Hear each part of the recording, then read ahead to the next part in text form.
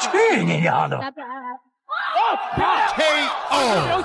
韩国拳王太嚣张，仗着自己荣获2条韩国泰拳金腰带，便以为世界难逢敌手，甚至带领教练团队前往中国打比赛，结果惨遭安徽猛将重拳击倒昏死擂台。老外还没反应过来，就已经彻底失去了比赛资格。如此强悍的中国安徽猛将，就是绰号响雷神剑的刘晓明。刘晓明自幼学习中华传统武术，成年之后便开始学习泰拳、自由搏击，将其融合，创造出了自己的独特战术打法。而且放眼整个中国65公斤级，只有刘晓明成为了名副其实的全能战士。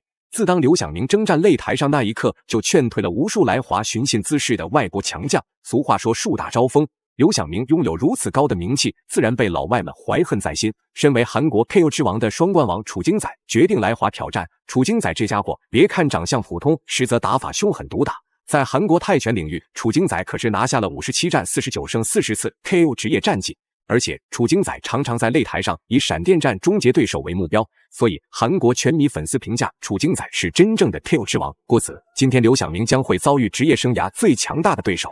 好了，废话不多说，为了让更多中国人看到刘晓明的精彩表现，麻烦各位帅哥美女长按3秒点赞，小编祝各位早日赚到100万。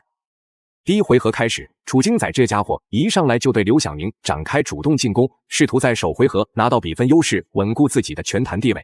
结果刘晓明也是一位拳坛狠人，特别不服气，仅用一拳就将楚京宰击倒在地，使其怀疑人生。要知道，在韩国擂台上，楚京宰可一直都是顺风顺水，从来没有被击倒过。结果刚刚来到中国，就出现了如此尴尬的处境。对此，起身之后的楚京宰不得不小心谨慎提防中国选手的重拳。太突然了，他把这个韩国小鲜肉吓倒了。对，这是我们65公斤级世界金腰带挑战资格赛的第一场半决赛。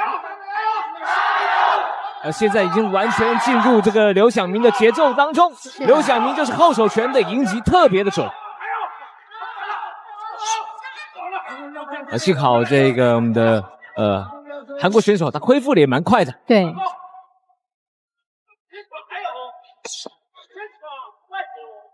好，我们再多介绍一下这一位韩国选手。目前是在他们韩国 Max FC 的65公斤级排名第1第一次到国内来比赛，他们整个拳馆是隶属。这场比赛不同于其他的比赛，因为中韩2个国家的选手一直都很瞧不起中国选手，而在他们眼里，中国功夫从来都是中看不中用，更别提能不能在擂台上有什么杀伤性。刘晓明可是自幼学习传统武术，怎能甘心被外国选手瞧不起？自然，刘晓明不仅仅会在擂台上使出散打泰拳招式，还会将自己融会贯通的传统武术使出来教训对手。刘晓明说他之前和韩国的选手有过交手，他觉得韩国选手的特点是比较粘人，对，所以看来在第一局我们就发现他抓住这个特点之后，他就不给对手机会去粘他，就节奏放得比较快。好，刚刚这个我们的韩国选手想用箍颈来限制住刘晓明的攻击。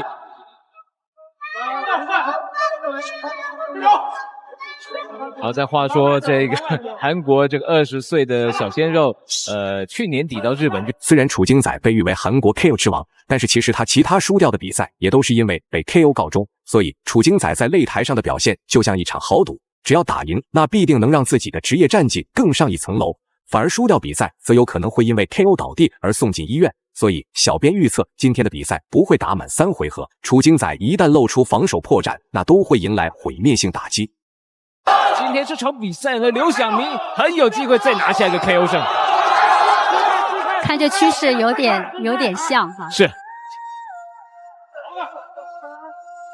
现在是用刘晓明是用他的一个1 2的迎击，1 2的迎击会比单发的迎击来得好一点。好，还有10秒。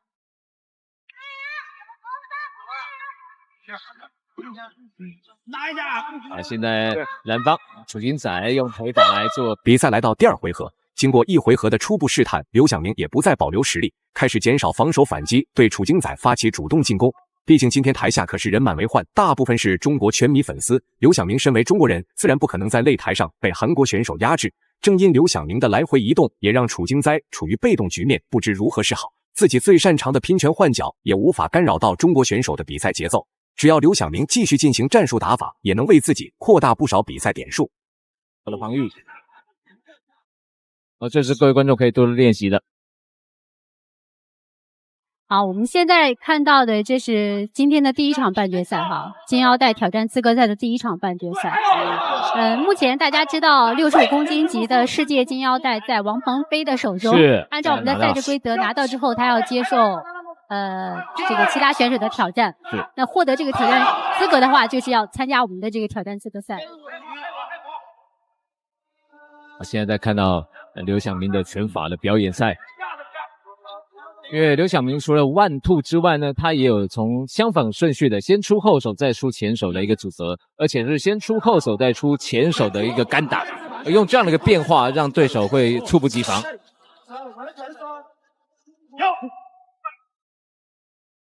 刘晓明进入比赛状态比较快，所以楚金仔短时间有点被动，很难打出有效的精准命中。其实早在上台之前，就有许多资深拳迷认为刘晓明的个人作战打法比较克制楚金仔。因为楚金仔的职业生涯都喜欢正面与对手硬刚到底，绝不服软，所以其他选手撑不住如此猛烈的进攻，才会被 KO 抬走。不过刘晓明最擅长中远距离试探游走，只有机会合适才会主动逼近内围，接下来才是刘晓明真正发挥实力的时刻。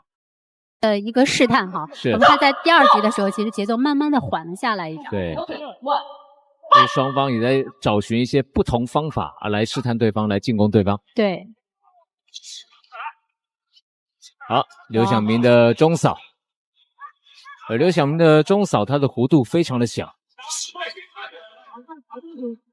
那现在蓝方楚金仔他的手有点掉下来了，要小心一点。刚讲完，又被我们刘晓明打到一拳了。可以拍掉对手的拳，也可以接对手的腿。这是刘晓明前手的一个绝活。双方在前手的互拍，互相拍对方的拳。这是在拳击常用的一些技巧。